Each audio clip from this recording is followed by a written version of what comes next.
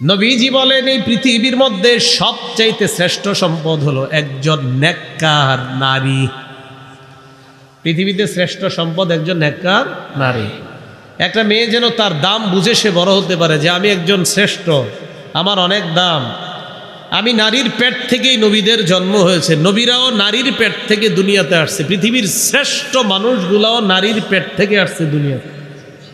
তো এই জন্য প্রত্যেকটা নারী তার দাম বোঝা উচিত, যে আমার অনেক দাম, আমার অনেক সম্মান ইসলাম দিয়েছে। আসমান জমিনের রাজত্ব আল্লাহর। ইয়াখলুকু মা ইয়াশা, আল্লাহ যা চান তা সৃষ্টি করেন। ইয়াহাবু লিমান ইয়াশাউ ইনাসা ওয়া ইয়াহাবু লিমান ইয়াশাউ যুকুর। আল্লাহ যাকে চান কন্যা দান করেন, যাকে চান আল্লাহ ছেলে দান করেন। আও ইউযাওয়িজুহুম যুকরানা ওয়া ইনাসা, যাকে চান আল্লাহ তাকে ছেলে মেয়ে উভয়টা দান করেন। ওয়া ইয়াজআলু মান ইয়াশাউ আকিমা, আল্লাহ যাকে চান তাকে বন্ধা বানান। ছেলে দিবে মেয়ে দিবে এই ক্ষমতা আল্লাহর। ছেলে মেয়ে কোনোটাই হবে না, এই ক্ষমতাও আল্লাহর। আল্লাহ চাইলে ছেলে হবে, চাইলে মেয়ে হবে, চাইলে আল্লাহ ছেলেও হবে না মেয়ে হবে না, আল্লাহ যা চান সেটাই হবে।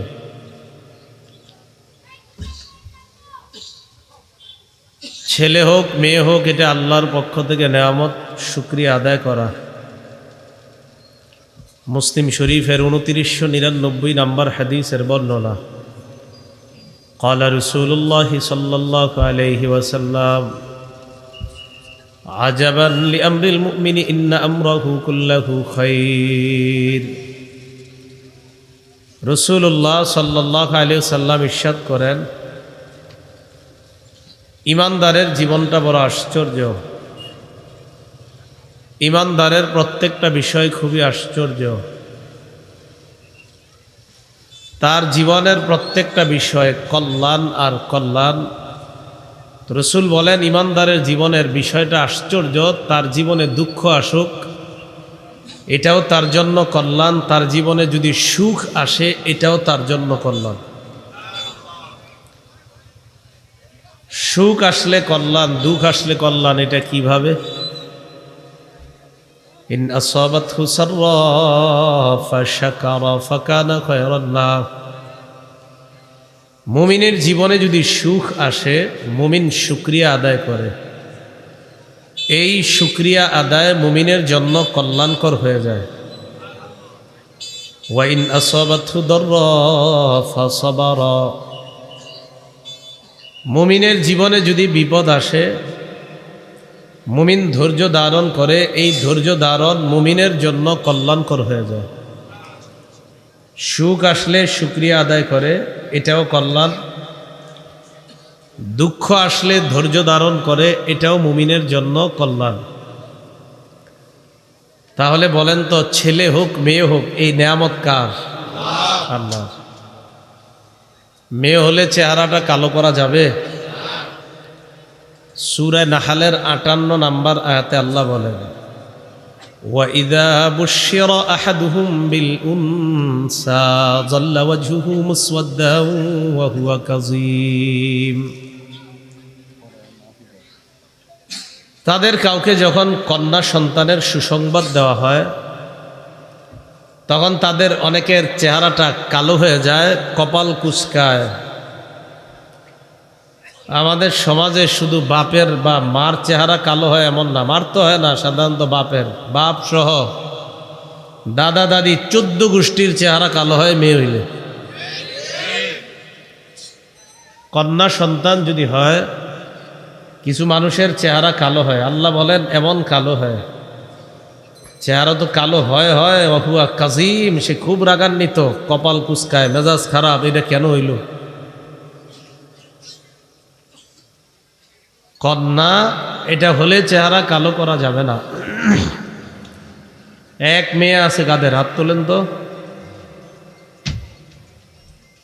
হাত নামা। একটা কিতাব আছে নাম তখরিজুল মুসনাদ, 3 নম্বর খণ্ড, 294 নম্বর পৃষ্ঠা। ক্বালা রাসূলুল্লাহ সাল্লাল্লাহু আলাইহি ওয়াসাল্লাম মান বুলিদাত লাহু ইবনাতুন ফালাম ইয়াইদহা ওয়ালাম ইহিনহা ওয়ালাম ইউসির ওয়ালাদাহু আলাইহা, যার একটা কন্যা সন্তান হয়, এই কন্যাকে সে যদি জীবন্ত কবর না দেয়, কন্যা বলে যদি অবজ্ঞা না করে, আমার কন্যা হয়েছে এই কন্যা বলে যদি অবজ্ঞা না করে, ওয়ালাম ইউসির ওয়ালাদাহু আলাইহা, এবং সে যদি তার ছেলেকে কন্যার উপর প্রাধান্য না দেয়, তার ছেলেও আছে মেয়েও আছে, কিন্তু ছেলেটারই বেশি আদর করে, মেয়েটারে বেশি আদর করে না, তো বিষয়টা যদি এমন হয় যে যার কন্যা হয় এই কন্যাকে সে জীবন্ত কবর দেয় না, কন্যা বলে অবজ্ঞা করে না, কন্যার উপর ছেলেকে বেশি প্রাধান্য দেয় না, নবীজি বলেন ইল্লা আদখালাহুল্লাহু বিহাল জান্নাহ, এই এক কন্যার কারণে আল্লাহ ওই বাপকে জান্নাত দান করবেন। কন্যা 2 জন আছে, কাদের দেখি হাত নামান। তিরমিজি শরীফের 1914 নম্বর হাদিসের বর্ণনা, ক্বালা রাসূলুল্লাহ সাল্লাল্লাহু আলাইহি ওয়াসাল্লাম মান আলা জারিয়াতাইন দাখালতু আনা ওয়া হুয়াল জান্নাহ কাহাতাইন, নবী বলেন কেউ যদি 2 জন কন্যা লালন পালন করে, আমি এবং 2 কন্যার অভিভাবক এইভাবে জান্নাতে প্রবেশ করব। তাহলে 2 কন্যার অভিভাবকরা খুশি নি? 3 কন্যা আছে কাদের? আপনারও মাশাআল্লাহ, তো কাজ হয়ে গেছে।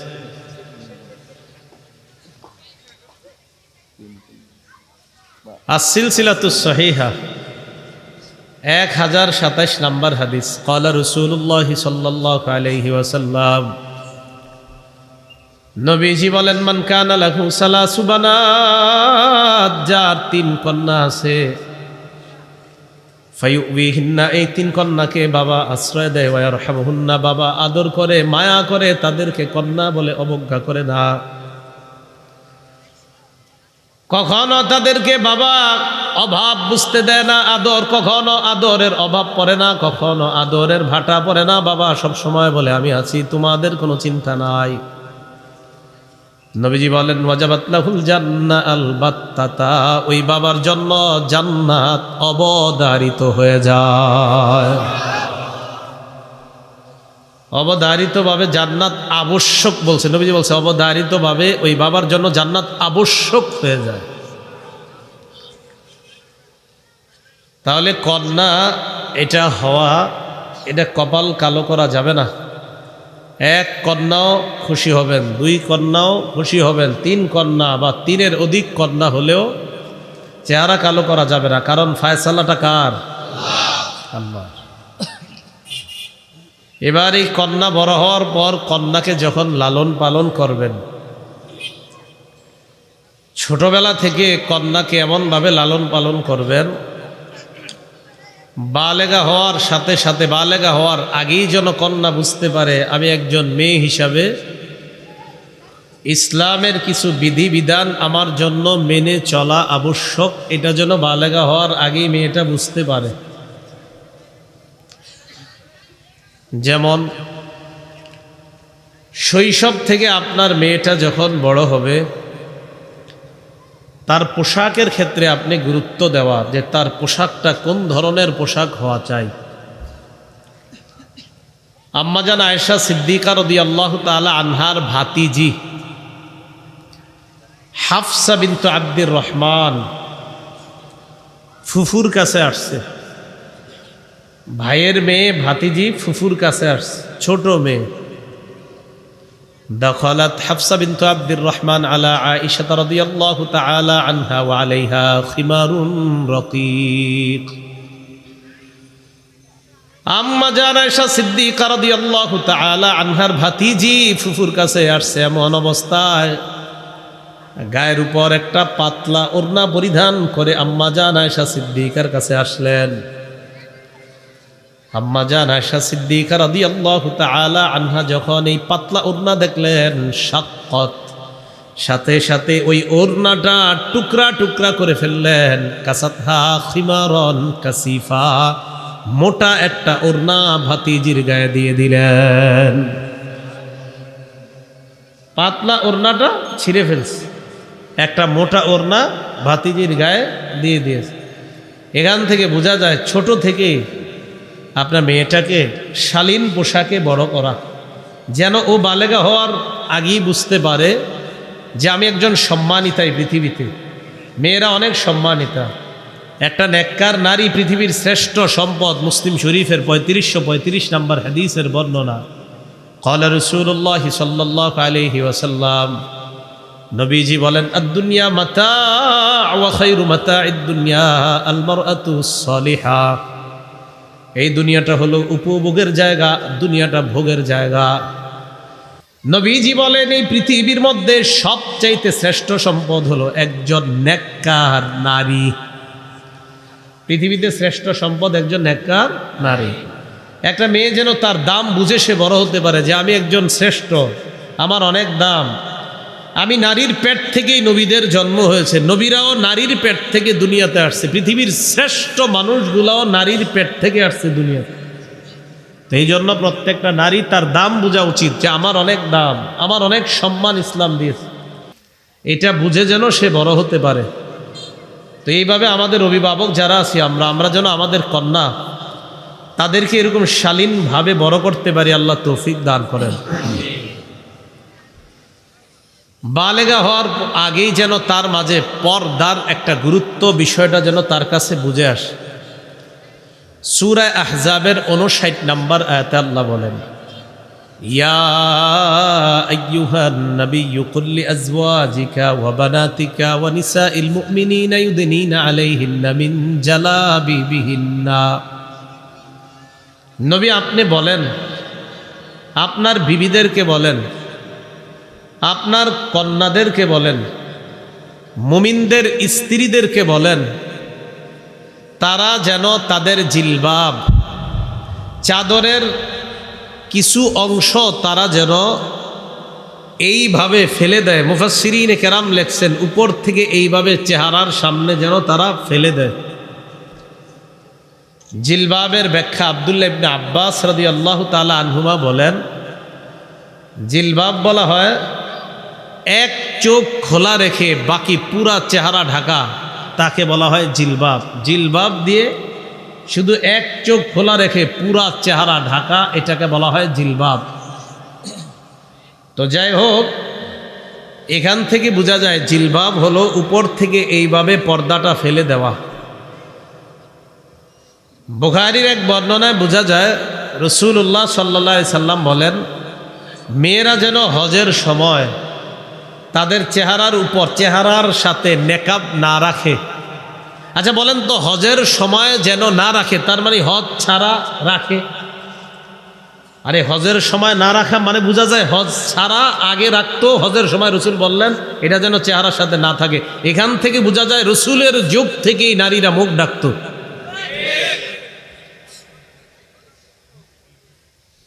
তো যাই হোক, আমাদের মা বোনদের এই উদ্দেশ্য কিন্তু এটা না যে হজের সময় মা বোনদের চেহারা অন্য পুরুষ দেখতে পারবে না, হজেও অন্য পুরুষ তার চেহারা দেখতে পারবে না। মেয়েদের জন্য হজে কিভাবে চেহারার উপর কাপড় রাখতে হবে সিস্টেম তো মাশাআল্লাহ এখন সুন্দর করে আসে।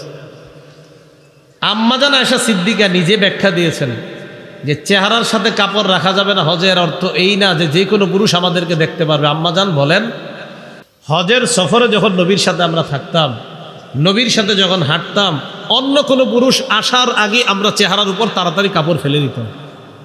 তো এখান থেকে কি বোঝা যায়, আমার যার সাথে দেখা দেওয়া জায়েজ আছে তার সামনেই আমি চেহারা খোলা রাখতাম, যার সাথে দেখা দেওয়া জায়েজ নাই তাদেরকেও নবীর কাছে আসলে আমরা তাড়াতাড়ি চেহারার উপর কাপড় ফেলে দিতাম। তো বুঝাইতে চাইলাম, আমাদের মা বোনরা যেন এই শিক্ষায় বড় হয় যে পর্দা মানি সম্পূর্ণ চেহারা সহ একটা মেয়ে তার পুরা শরীর ঢেকে রাখা, বালেগা হওয়ার পর এটা পর্দা। বেপর্দার কারণে ক্ষতিটা হবে কি? যদি বলেন হুজুর পর্দা না করলে সমস্যা কি? শুধু যদি আপনি পুরা শরীর পর্দা করে শুধু চেহারা খোলা রাখেন আর বলেন চেহারা খোলা রাখলে সমস্যাটা কি? আচ্ছা আমাকে বলেন তো আপনারা, যদি কোনো ছেলে কোনো মেয়েকে বিয়ে করতে যায় কি দেখে গিয়ে? তো চেহারা আবার ওইখানে গিয়ে দেখা দরকার কি? রাস্তায় দেখলেই তো হয়ে যায়। আলাদা আনুষ্ঠানিকভাবে মেয়ের বাপের বাড়িতে গিয়ে ছেলে তার চেহারা দেওয়া কেন দরকার? বোঝা যায় সাময়িক সময়ের জন্য একটা ছেলে একটা মেয়েকে বিয়ে করবে বলে ওই মুহূর্তের জন্য চেহারা দেখাটা ইসলাম বৈধ করেছে। ওই মুহূর্ত ছাড়া অন্য সময় চেহারা ঢাকাটাই ফরজ। না তো আর এইভাবে আনুষ্ঠানিকভাবে দেখার দরকার ছিল না। রাস্তায় দেখে বসবে, আব্বারে গিয়ে বলে দিবে আব্বা ওই চা দোকানের সামনে দেখছি একজন, এর বিয়ে করাই দেন, শেষ। বেপর্দার কি ক্ষতি? বেপর্দার এক নাম্বার ক্ষতি, অবিবাহিত ছেলে মেয়ে তাদের মাঝে হারাম সম্পর্ক, আর বিবাহিত যদি কেউ হয় তো তাদের অন্য কারো সাথে কোনো হারাম সম্পর্ক হয়ে যেতে পারে, যেটাকে বাংলায় পরকিয়া বলা হয়। হারাম সম্পর্কে দরজা খুলে যায় বেপর্দার কারণে। বেপর্দার এক নাম্বার ক্ষতি, হারাম সম্পর্কের দরজা খুলে। তখন কি করে ছেলে মেয়ে? যে বিয়ের আগে দুজন দুজনকে 5 বছর চেনা জানা করে নেই, তারপর বিয়ে করব। এটা কি হালাল না হারাম? হারাম।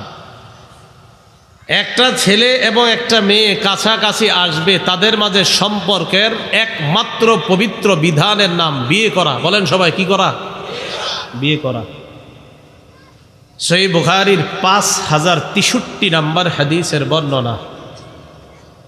عن أنس بن مالك رضي الله تعالى عنه قال جاء ثلاثة رهط إلى بيوت أزواج النبي صلى الله عليه وسلم يسألون عن عبادة النبي صلى الله عليه وسلم।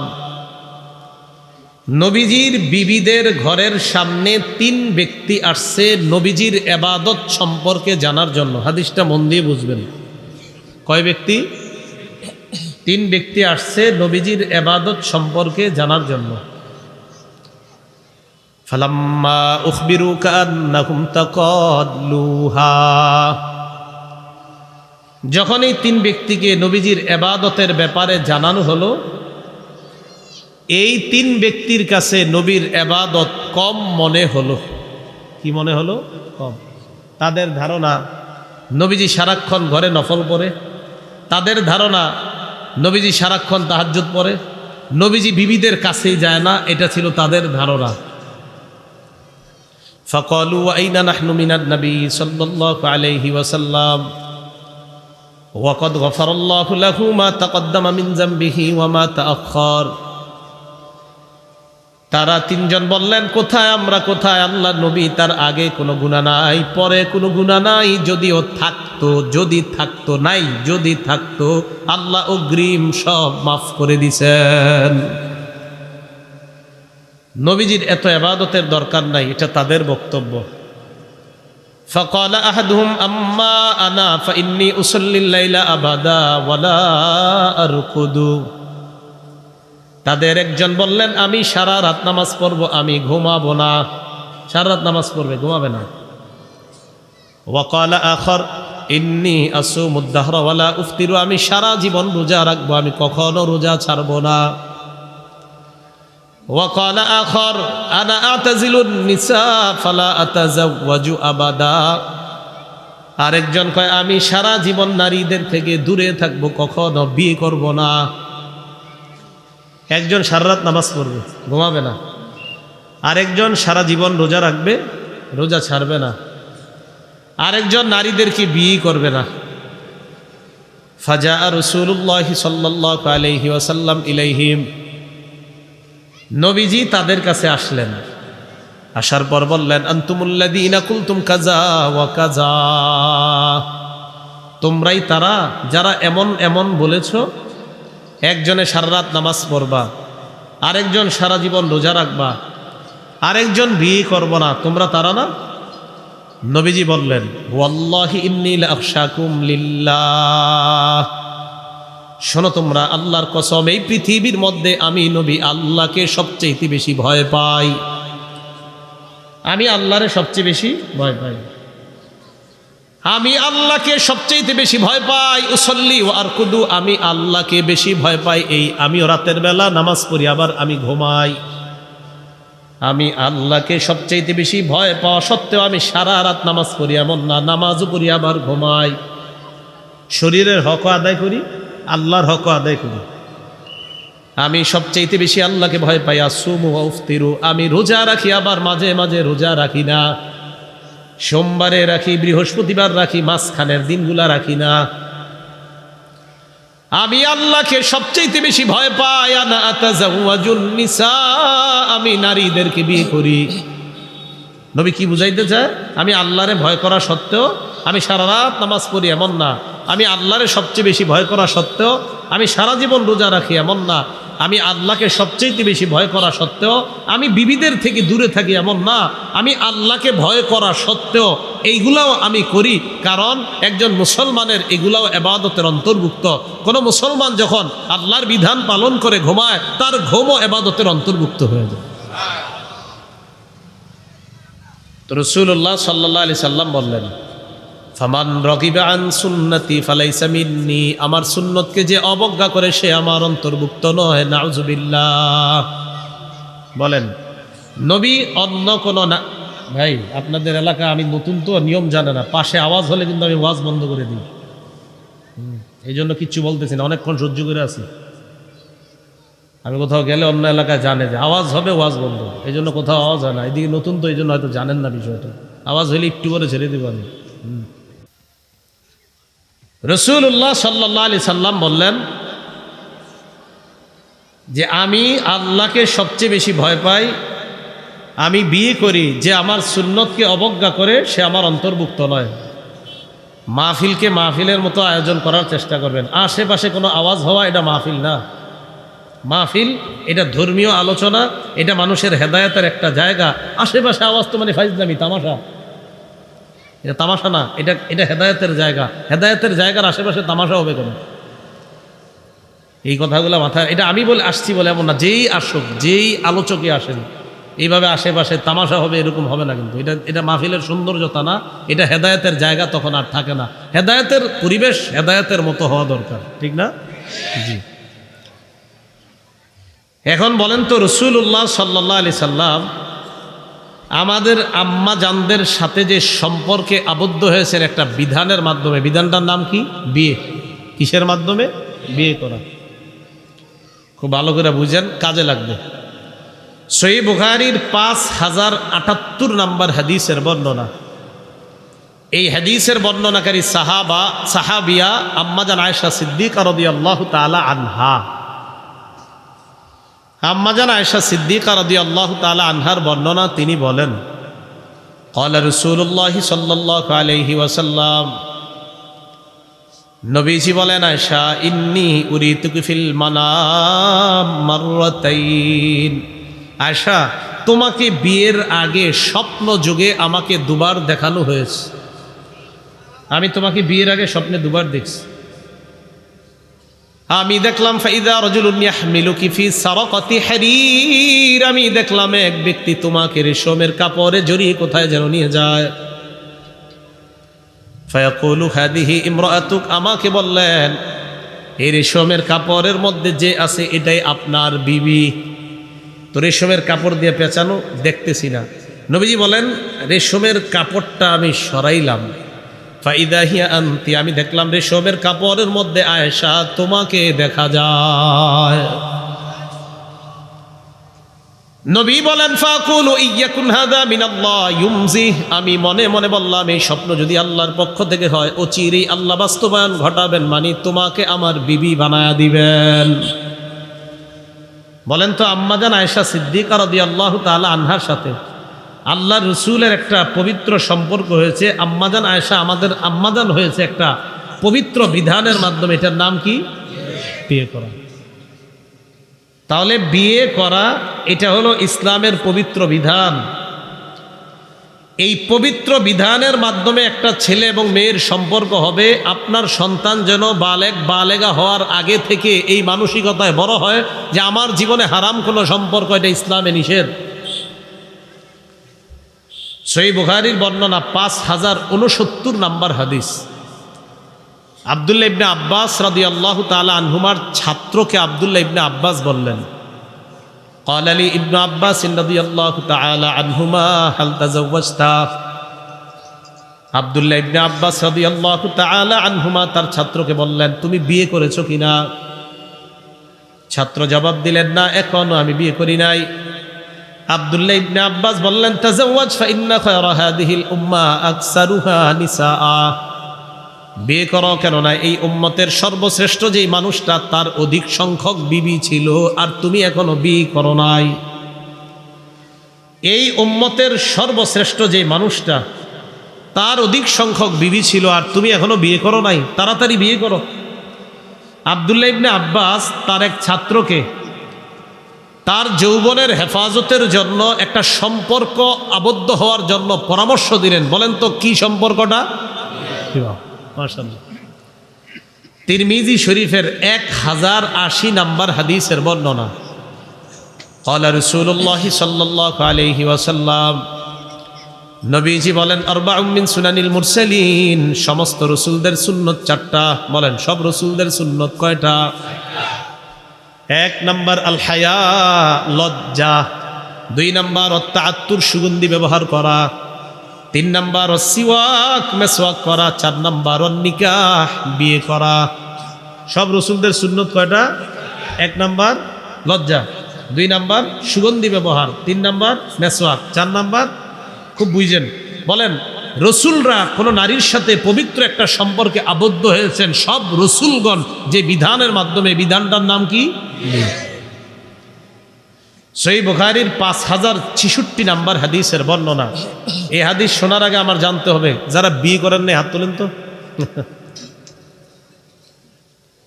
শরম কি? নিয়ে তোলেন, দূরে তোলেন, সমস্যা কি? মাশাআল্লাহ, হাত নামান। একটু বুঝেন, নজরের গুনাহ আর লজ্জাস্থানের গুনাহ, কয়টা গুনাহ বললাম? 2টা। নজর, লজ্জাস্থান। খুব ভালোভাবে শ্রদ্ধার সাথে বুঝবো আমরা। নজরের গুনাহ আর লজ্জাস্থানের গুনাহ এটা শুরু হয় কখন? বালেগা হওয়ার এই সামান্য আগে পর থেকেই শুরু হয়। মানে শয়তান তাকে নজরের গুনাহ আর লজ্জাস্থানের গুনাহের প্রতি উৎসাহিত করে। এবার সহিহ বুখারীর 5066 নাম্বার হাদিস শোনেন। হাদিসের বর্ণনাকারী সাহাবীর নাম আব্দুল্লাহ ইবনে মাসউদ রাদিয়াল্লাহু তাআলা আনহু। তিনি বলেন, কুন্না মা'আন নবী সাল্লাল্লাহু আলাইহি ওয়াসাল্লাম শাবাবা লা নাজিদু শাইআ। আব্দুল্লাহ ইবনে মাসউদ রাদিয়াল্লাহু তাআলা আনহু বলেন, আমরা আল্লাহ নবীর সাথে একদল যুবক ছিলাম, অবিবাহিত সবাই। বলেন তো সবাই জোরে, কি সবাই? একদল যুবক অবিবাহিত। লা নাজিদু শাইআ, এক অবিবাহিত, 2 আমগো টাকা পয়সা নাই। 1 নাম্বার বিয়ে করি নাই, 2 নাম্বার টাকা পয়সাও নাই। বিয়ে করতে টাকা লাগে কিনা? লাগে। ফাকালা লানা রাসূলুল্লাহ সাল্লাল্লাহু আলাইহি ওয়াসাল্লাম, নবীজি বললেন, ইয়া মাশারাশ শাবাব, হে যুবকরা, মান ইসতাতাআল বাআতা ফালইতাযাওয়াজ। কোন বর্ণনায় মান ইসতাতাআ মিনকুমুল বাআ, তোমাদের মধ্যে যারা বিয়ে করার সামর্থ্য রাখো,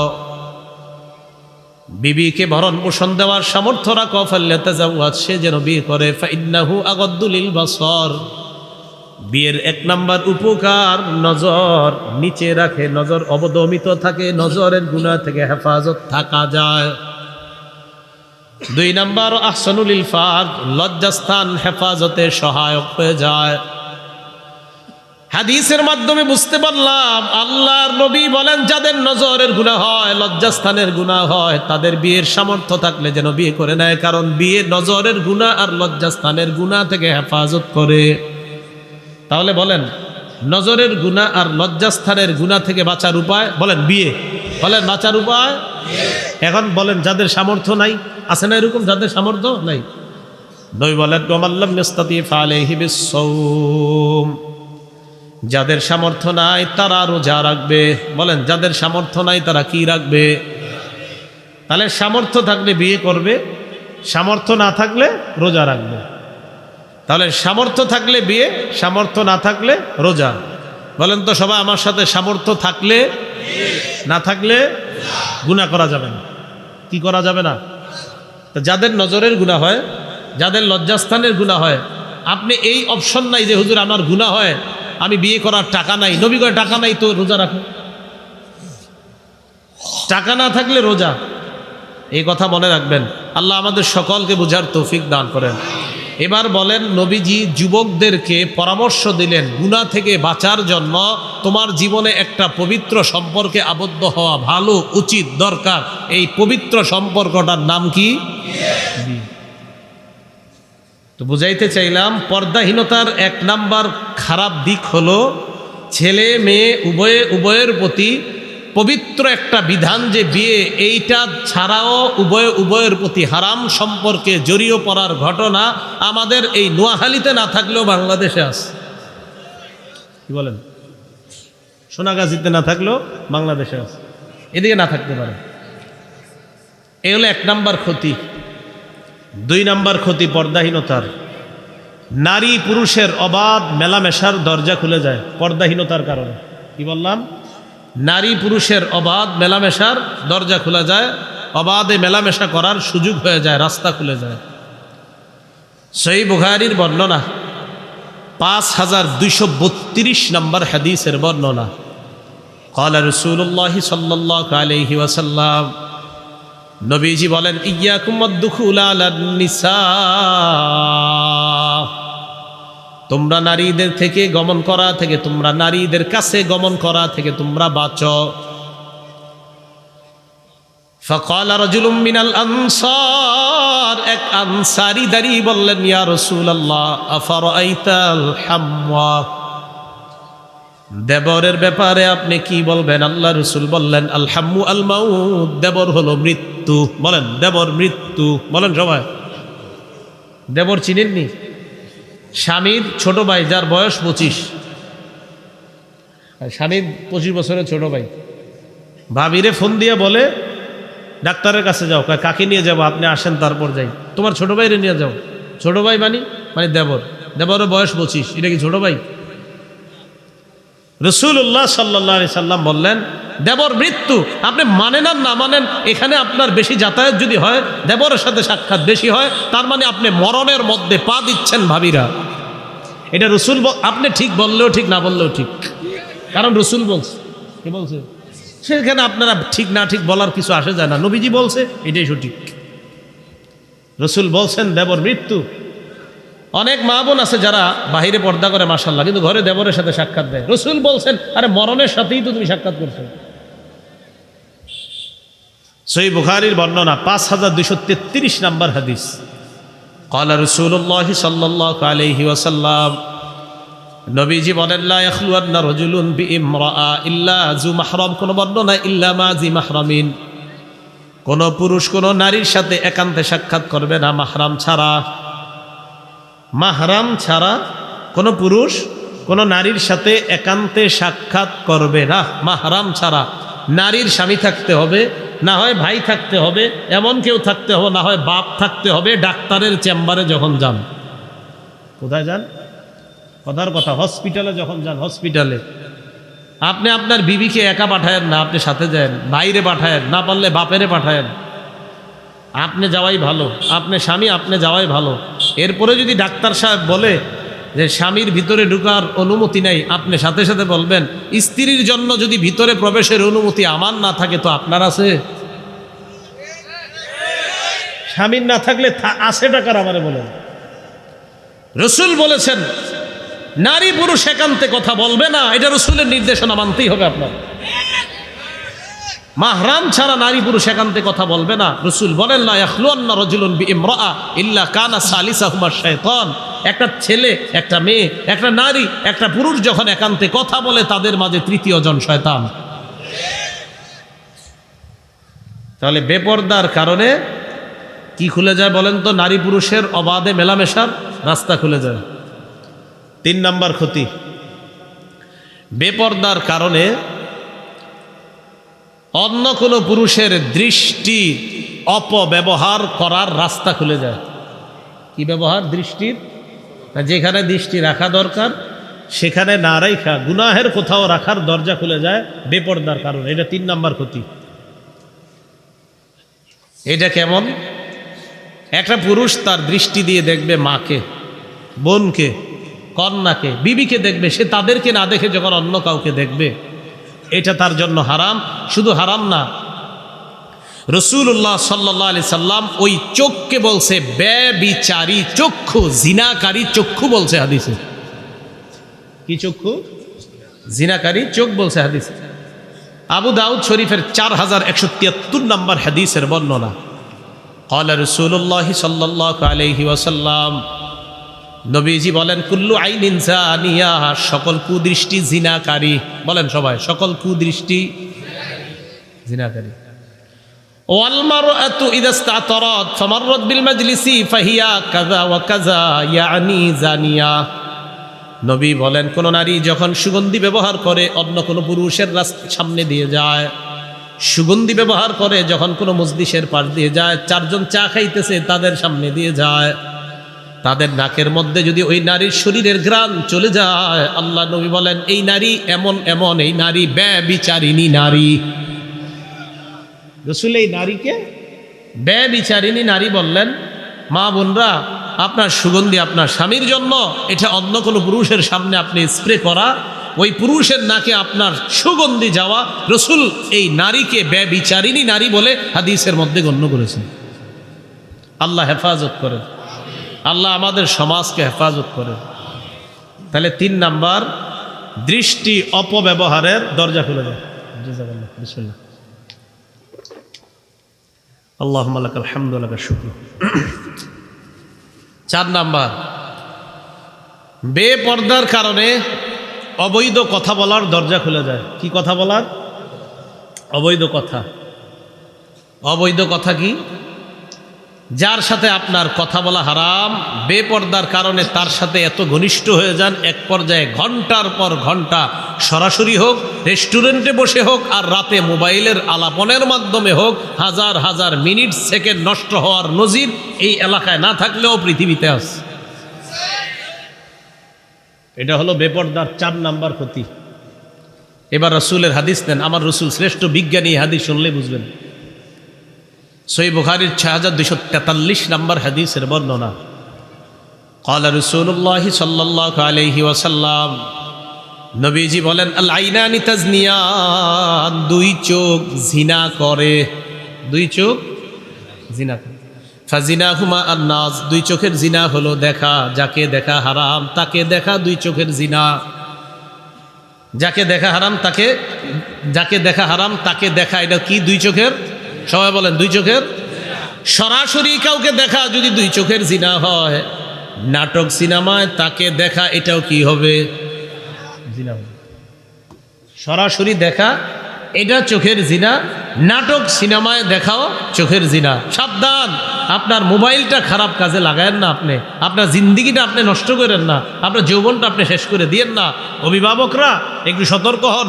চেয়ারম্যান সাহেব আপনাকে বলে দিয়ে আপনার মাধ্যমে এলাকায় নিয়ম করেন, পড়াশোনা করে যে ছেলেরা, এই সন্তানটা যেন যখন তখন মোবাইল ব্যবহার করতে না পারে, এরকম আইন আমাদের দেশে হইলে খুব ভালো হবে।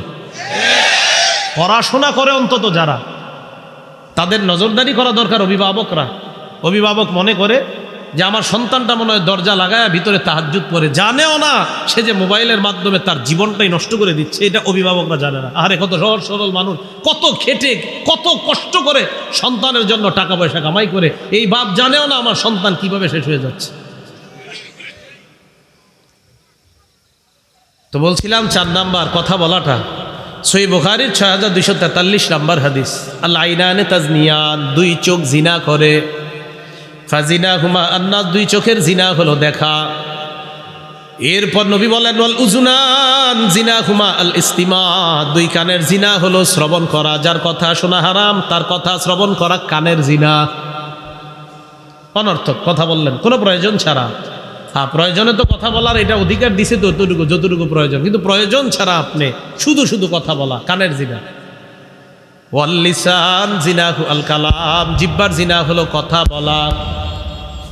ওয়াল ইয়াদ জিনাহা আল বাস, হাতের জিনা হলো স্পর্শ করা। ওয়ার রিজ জিনাহা আল খুতা, পায়ের জিনা হলো হেঁটে যাওয়া। ওয়াল কলবু ইয়াতামান্না ওয়া ইয়াশতাহি, অন্তরের জিনা হলো কল্পনা করা। অন্য বর্ণনায় ওয়ান নাফসু তামান্না ওয়া তাশতাহি, অন্তর কল্পনা করে, এটা অন্তরের জিনা। ওয়াল ফারজু ইউসাদ্দিকু যালিকা আও ইউকাযযিবু, অন্তরের জিনার পর নবী বলেন লজ্জাস্থান এটাকে বাস্তবে রূপদান করে। নাউযুবিল্লাহ। বেপর্দার 4 নাম্বার ক্ষতি, যার সাথে কথা বলা হারাম, বেপরদিগির কারণে তার এত কাছাকাছি হয়ে যায়, তখন তার সাথে কথা বলা ডাল ভাতের মতো কোনো ব্যাপার না। ঘন্টার পর ঘন্টা তার পিছনে কথার মাধ্যমে এমবি সহ টাকা পয়সা সব নষ্ট হচ্ছে। এ হলো 4 নাম্বার ক্ষতি। 5 নাম্বার ক্ষতি বেপরদার, যার শরীরে আমার টাচ করা হারাম, তার শরীরে আমার টাচ হয়ে যাওয়াটা এটা হারাম, এটা হাতের জিনার অন্তর্ভুক্ত হয়ে যায়। মা মাসাত ইয়াদু রাসূলিল্লাহি সাল্লাল্লাহু আলাইহি ওয়াসাল্লাম ইয়াদা ইমরাআতিন কত্তু, আল্লাহ নবীর হাত কোন নারীর হাত কখনো স্পর্শ করে নাই। নবীজি বলেন ওয়াল্লাহি লা উসাফিহুন নিসা, আমি কোন নারীর সাথে কখনো মুসাফা করি না। নবী বলেন লা আমাসসু ইয়াদা ইমরাআ, আমি কোন নারীর হাত কখনো স্পর্শ করি না। ছোট ছোট ভিডিওর মধ্যে দেখবেন অনেকের পায়ের মধ্যে ছেলেও সেজদা দেয়, মেয়েও সেজদা দেয়। যার পায়ে সেজদা দেয় তিনি মাথায় হাত বুলিয়ে দেয়, সাবাস সাবাস, কি সাবাস, মানে উনি খুশি। এটা প্রতারক, এটা সুন্দর হলো না, এটা ইসলামের দুশ্মন, এটা ইসলামের দুশ্মন, ইসলামের সাথে দুশ্মনী করছে। সাবধান, কেউ কোনো নারীর শরীরে স্পর্শ করবে আর সে পীর হয়ে যাবে, আর এইভাবে আপনার বুঝাবে মানুষকে যে ভাই এইভাবে ওইভাবে, আপনার 1-2 ঘন্টা যুক্তি দিবে যে এইভাবে আমাদের সেখানে নারী পুরুষ একসাথে এই সুরতে যাওয়া জায়েজ আছে, আপনারে খালি বুঝাবে। 2 ঘন্টা তার বুঝ শুই না বলবেন আমি সব শুই না বুঝতে পারলাম, আপনার পীর, আপনারা সব ভণ্ড। কোন পীর কোন নারীর শরীরে স্পর্শ করে, এটা পীর হয় কেমনে আমারে বুঝান, এইটা কিভাবে পীর দিবে বলেন? এটা হালাল না হারাম? হারাম। তাহলে বেপর্দা অবৈধভাবে কোনো নারীর শরীরে স্পর্শ করার দরজা খুলে দেয়, তখন এটা তারা কোনো গুনাহ মনে করে না, এটা হারাম, এটা বেপর্দার 5 নাম্বার ক্ষতি। রাসূলুল্লাহ সাল্লাল্লাহু আলাইহি ওয়াসাল্লাম বলেন, তিরমিজি শরীফের বর্ণনা 1173 নম্বর হাদিসের মধ্যে নবীজি বলেন قال رسول الله صلى الله عليه وسلم المرأة عورة فإذا خرجت استشرفها الشيطان। নবীজি বলেন নারী হলো আবৃত বস্তু, নারী ঢেকে রাখার জিনিস, নারীকে ঢেকে রাখতে হয়। ঢেকে রাখার জিনিসটা যখন ঢাকনা ছাড়া বের হয়, পর্দা ছাড়া বের হয়, ইস্তাশরাফাহাশ শাইতান, শয়তান এই নারীকে অন্য পুরুষের চোখে আকর্ষণীয় রূপে উপস্থাপন করে দেয়। নাউজুবিল্লাহ।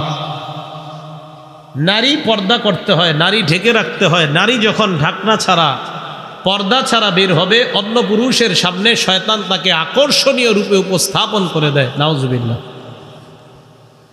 বেপর্দার 6 নাম্বার ক্ষতি, অনেক বিবাহিত নারী আছে, তাদের স্বামী হয়তো প্রবাসে থাকে। কোথায় থাকে? মানে বিদেশে থাকে, অথবা তাদের থেকে দীর্ঘদিন দূরে থাকে।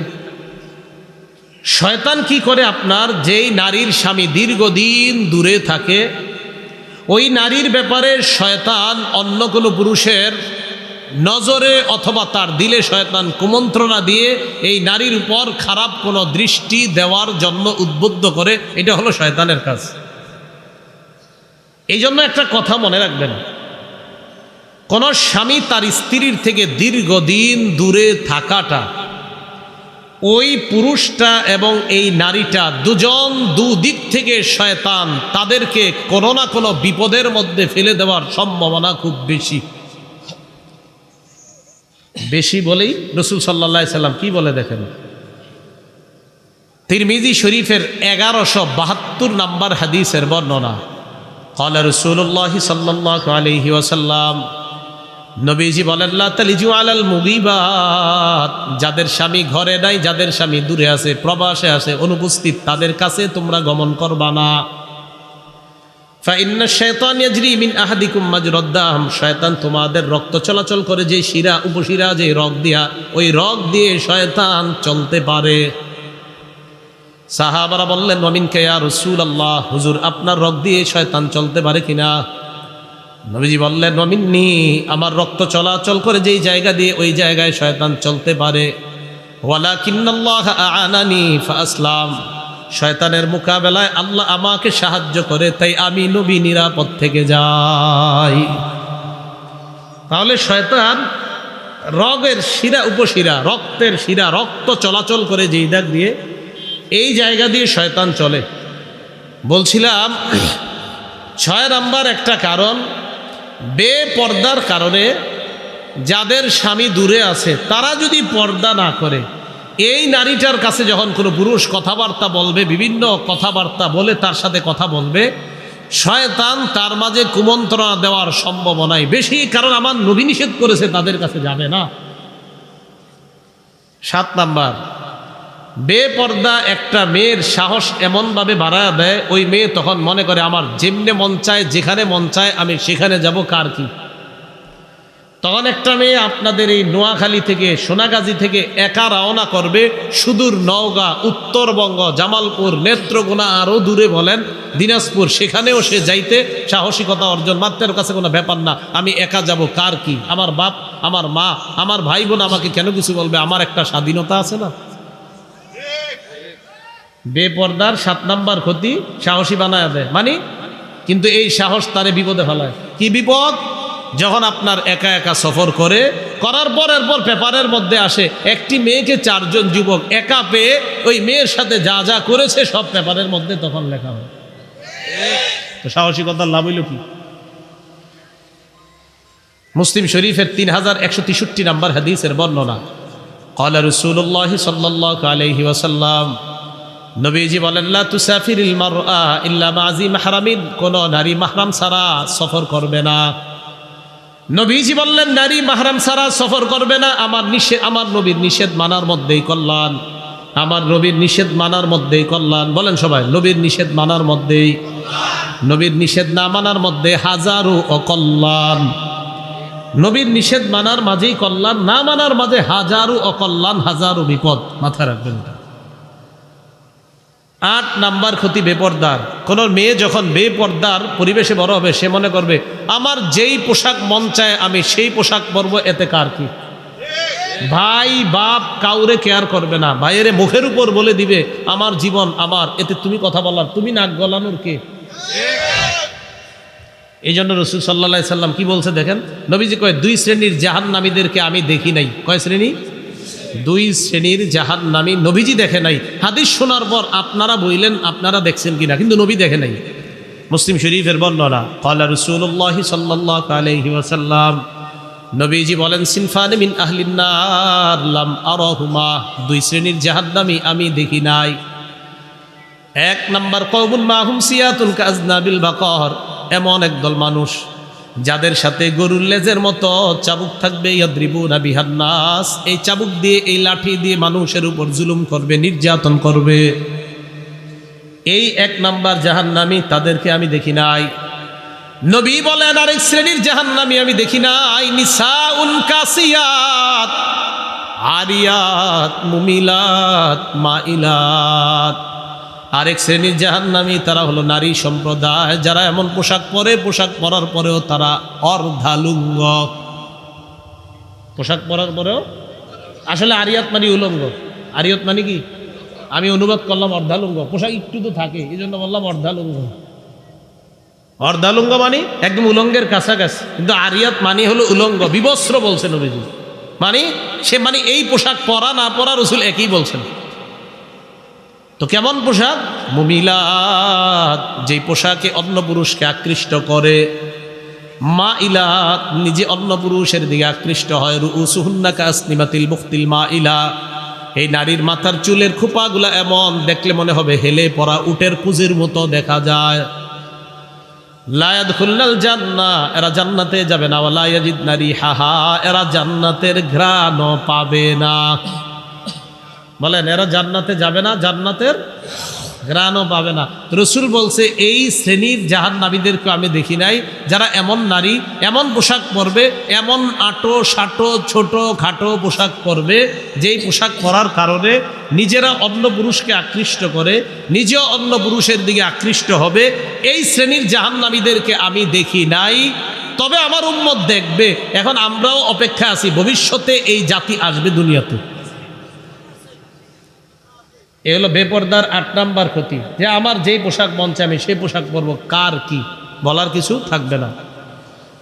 বেপরদার 9 নাম্বার ক্ষতি, আমাদের মা বোনরা বিভিন্ন চ্যানেলে বিভিন্ন পোশাক দেখবে আর বলবে, পশ্চিমা অসভ্য পোশাক সে গ্রহণ করবে আর বলবে আমার মন চায় আমি কোন পোশাক পরবো, এতে কারো কোনো নাক গলানোর কিছু নাই। রসুল বলেন মান তাশাব্বাহা বিকওমিন ফাহুয়া মিনহুম, যে যাদের সাদৃশ্যতা অবলম্বন করবে সে তাদের অন্তর্ভুক্ত হয়ে যাবে, মানে তাদের সাথেই জাহান্নামী হবে। তাদের সাথে কি হবে? আচ্ছা, আমাদের বাঙালিদের চুলের কালার সাধারণত জন্মগতভাবে কি কালো। বাঙালিদের চুলের কালার সাধারণত জন্মগতভাবে, কিছু দেশ আছে জন্মগতভাবে লাল হয়, সাদা হয়, কিন্তু আমাদের দেশে কি কালো। এখন আমাদের দেশের কেউ যদি, সাধারণত আমাদের দেশের জন্মগত চুল হলো কালো, এই কালো চুল যদি লাল হয়, আমাদের দাদাদের লাল হইলে আমরা বলি দাদা বুড়া, আর দাদিদের লাল হইলে বলি দাদি উনি বুড়ি হয়ে গেছে, ওনার চুল লাল হয়েছে। আমাদের দেশে কম বয়সী অনেকের মাথার কালো চুল লাল দেখা যায় কিনা? আচ্ছা, আপনারা পুরুষরা যারা এই যারা হাত তুলছেন বিয়ে করেন নাই, আপনি যখন পাত্রী দেখতে যাবেন, যাওয়ার পরে যদি দেখেন এমন কোনো পাত্রী সামনে আসছে যার মাথার চুল লাল, তখন আপনি তাকে বলবেন দাদি আপনার নাতনি কোথায়? কি বলবেন? দাদি আপনার। তো পাশে যে থাকবে উনি বলবে পাত্রী তো উনি, আপনি বলবেন ও আচ্ছা আমি আসলে ভুল হয়ে গেছে, আমার দাদিরও চুল লাল, আমি ভাবছি ওনার চুল তো লাল, সেজন্য ভাবছিলাম এটা পাত্রীর দাদি। শরম লজ্জা থাকলে আর জীবনে চুল কালার করবে না। তাহলে রাসূলুল্লাহ সাল্লাল্লাহু আলাইহি সাল্লাম বললেন মান তাশাব্বাহা বিকওমিন ফাহুয়া মিনহুম, যে যাদের সাদৃশ্যতা অবলম্বন করবে সে তাদের অন্তর্ভুক্ত হয়ে যায়। আল্লাহ হেফাজত করেন। নবীজি সাল্লাল্লাহু আলাইহি সাল্লাম বলেন ইউশিকু আন তাদা আলাইকুমুল ইউশিকুল উমাম, কোন বর্ণনা ইউশিকু আন তাদা আলাইকুমুল উমাম কামা আন তাদা আল আকালাতু আলা কাসআতিহা, প্লেটের চারপাশে খাদকরা যেমন খাদ্যের জন্য একত্রিত হয়, সারা দুনিয়ার বেঈমানরা মুসলমানদেরকে ধ্বংস করার জন্য একত্রিত হবে। সাহাবারা বললেন নমিন কিল্লাতিন ইয়াউমা ইজিন বিনা, হুজুর সেদিন কি আমাদের সংখ্যা কম হবে? নবী বললেন না, আনতুম ইয়াউমা ইজিন কাসীর, তখন তোমাদের সংখ্যা হবে অনেক। ওয়ালাকিন্নাকুম তাকুনুনা গুসাআন কা গুসাইস সাইল, তবে তোমরা হয়ে যাবে প্লাবনে ভেসে যাওয়া খড়কুটার মতো তোমরা হবে। 2 কারণে। কয় কারণে? বলেন সংখ্যা আমাদের কম হবে না বেশি? কিন্তু 2 কারণে আমরা প্লাবনে ভেসে যাওয়া খড়কুটার মধ্যে হব। 1 হুব্বুদ দুনিয়া, দুনিয়ার ভালোবাসা। 2 কারাহিয়াতুল মাউত, মৃত্যুর প্রতি অনীহা। দুনিয়ার ভালোবাসা ঢুকলে নারী পুরুষ যে মন চায় এইভাবেই চলবে, কোনো কেয়ার করবে না, কারণ তার মৃত্যুর কোনো ভয় নাই, মৃত্যুর চিন্তা থাকবে না। নবী কয় সংখ্যা বেশি হলেও যখন তোমার মাঝে ঢুকে যাবে, আমার যেমনে মন চায় দুনিয়াতে এমনি চলবো, মৃত্যুর কথা শুনলে বলবে না না না না এটা ঘৃণিত জিনিস, মৃত্যুর প্রতি অনীহা, সে মরতেই চায় না, দুনিয়াতে নিজের মতো চলতে চায়। রাসূল বলেন এই 2 অবস্থা যখন আসবে তখন বুঝতে হবে তোমাদের সংখ্যা বেশি হওয়া সত্ত্বেও তখন তোমরা প্লাবনে ভেসে যাওয়া খড়কুটার মতো হয়ে যাবে। রাসূল বলছে এই যুগটা আসবে। আপনারা বলেন তো, নবী বলছে আসবে, আপনারা বলেন আসবে না এসে গেছে? এসে গেছে। বলছিলাম বেপর্দার কারণে কি ক্ষতি? বলেন ছেলে কার নেয়ামত, মেয়ে কার নেয়ামত? মেয়ে হইলে চেহারা কালো করা যাবে? আবার মেয়েটাকে লালন পালন করতে হবে সভ্যভাবে, ইসলামী কৃষ্টি কালচারে, যেন এই মেয়েটার বেপর্দা আমাদের সমাজের আলোকিত যুবকরা যেন নষ্টের কারণ না হয়। আপনাদের এই এলাকার চেয়ারম্যান সাহেব মাশাআল্লাহ, ওনার ব্যাপারে শুনছি উনি যথেষ্ট সহযোগিতা করেছে এই মাহফিল করার জন্য, এবং আন্তরিকতার সাথে উনি চেষ্টা মেহনত করে এরপরে অনুমতির ব্যবস্থা করে দিয়েছেন। আমি দোয়া করব, সবাই দোয়া করবেন, ওনার মাধ্যমে যেন ভবিষ্যতে আপনারা এই জাতীয় দ্বীনি প্রোগ্রাম আরও বেশি করাইতে পারেন। আল্লাহ তৌফিক দান করেন। এবং ওনার মাধ্যমে আর একটা আবেদন, এই এলাকাটা যেন এমন একটা সভ্য আদর্শ আলোকিত একটা সমাজ যেন উনি সহ আপনারা সবাই মিলে মিশে ছোট বড় গঠন করতে পারেন। আল্লাহ তৌফিক দান করেন। সামনে যারা আছেন 2 হাত তোলেন জোরে, এইভাবে টান টান করে নামায়ের না, আমি না বলা পর্যন্ত। তুলছেন না? তোলেন নাই তো? তুলছেন? আরে তুইলে জিও কইতে শরম করে। তুলছেন তো? এটা জিটা প্রথমবার বললে কি তুলছেন এইভাবে? এতক্ষণ যে আমি বয়ান করলাম আপনাদের কি কিছু মনে হয় যে শিখছেন? এইটাও জোরে বলেন, শিখছেন? সেই শিক্ষার দাবি নিয়ে বলছি। হাত হাত এভাবে টান টান রাখেন। সেই শিক্ষার দাবি নিয়ে আমি আপনাদেরকে একটা দাবি জানাবো। দাবিটা ইনশাল্লাহ পালন করবেন তো সবাই? সবাই বলেন, জোরে বলেন, আরো জোরে। তাহলে কিছু শিখছেন, এটা হলো দাবি। না না, হাত হাত নামানো যাবে না, মাঝখানে অনেকে নামাই ফেলতেছে। দাবিটা মানার মতো, এরকম না যে না মানা যাবে না। মানবেন তো ইনশাল্লাহ? আমি এখন উঠে যাওয়ার পর কেউ উঠবেন না।